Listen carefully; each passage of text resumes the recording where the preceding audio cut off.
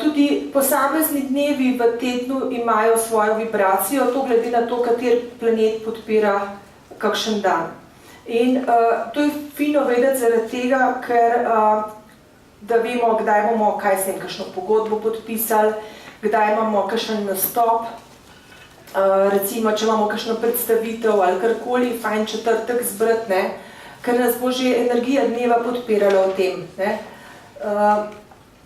Ali pa, da si pač mi pomagamo, če rečemo, imam jaz nek nastop, takrat se lahko oblečem v tisto barvo, da se lažje izražam v modro, da si pomagam s tem karkoli.